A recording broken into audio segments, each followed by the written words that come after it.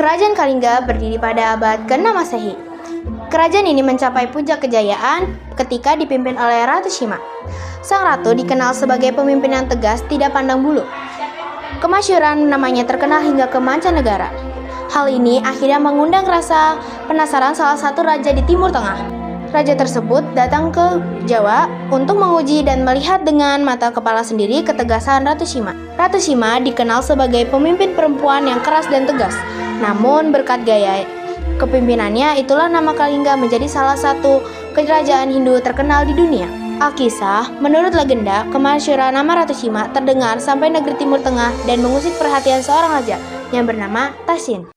Perdana Menteri, apa benar kabar bahwa di suatu pulau Jawa terdapat kerajaan yang terkenal, makmur, sejahtera, dan sangat amat minim dari tindak kejahatan? Benar, Paduka Raja. Kerajaan itu bernama Kerajaan Kalingga, dipimpin oleh seorang ratu yang gagah perkasa bernama Shima.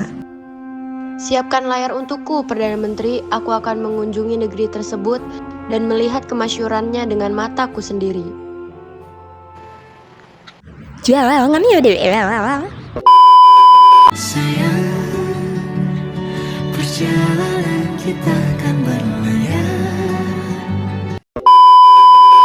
Akhirnya raja dari Timur Tengah telah sampai di pantai utara di Pulau Jawa.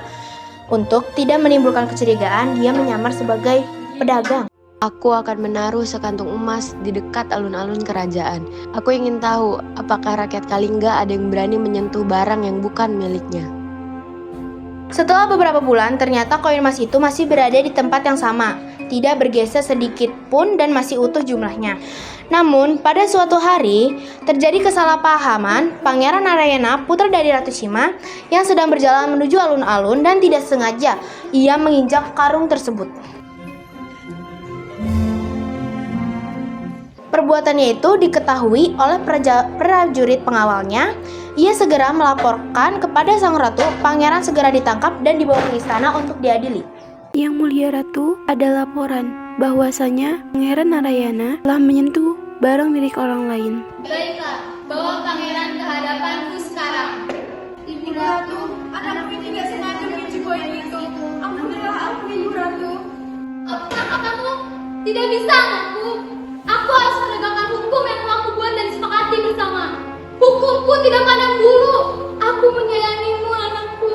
Tapi hukum harus tetap ditegakkan. Kau jelas-jelas sudah mengambil barang yang bukan menjadi hakmu. Sebuah keputusan berat bagiku. Aku putuskan engkau menjalani hukuman mati.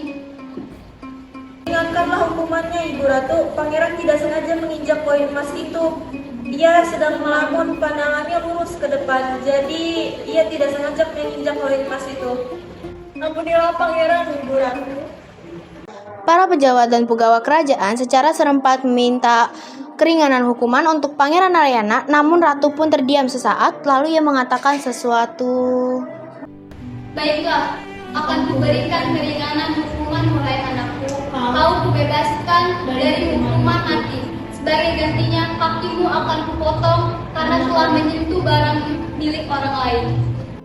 Setelah Ratu Shima berbicara, para prajurit membawa Pangeran Narayana ke tempat hukuman. Kaki Pangeran Narayana terkena tebas pedang yang diayunkan oleh salah satu prajurit.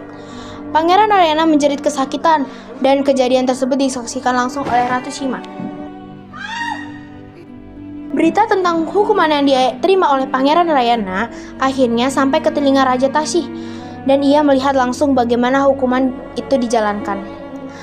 Raja Tashi sangat terkejut dengan ketegasan Ratu Shima dalam menjalankan peraturan kerajaan Kalingga. Hikmah yang dapat kita ambil dari kisah Ratu Shima dan putranya Pangeran Naraya sama seperti salah satu Asmaul Husna yang bernama Al-Malik, yang berarti Maharaja atau Maha Penguasa.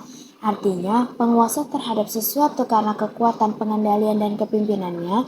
Selain itu adalah keadilan tanpa pandang bulu, ketegasan dalam memimpin, dan mengambil keputusan dengan bijaksana. Demikian video yang dapat kami sampaikan, kurang lebihnya mohon maaf. Wassalamualaikum warahmatullahi wabarakatuh.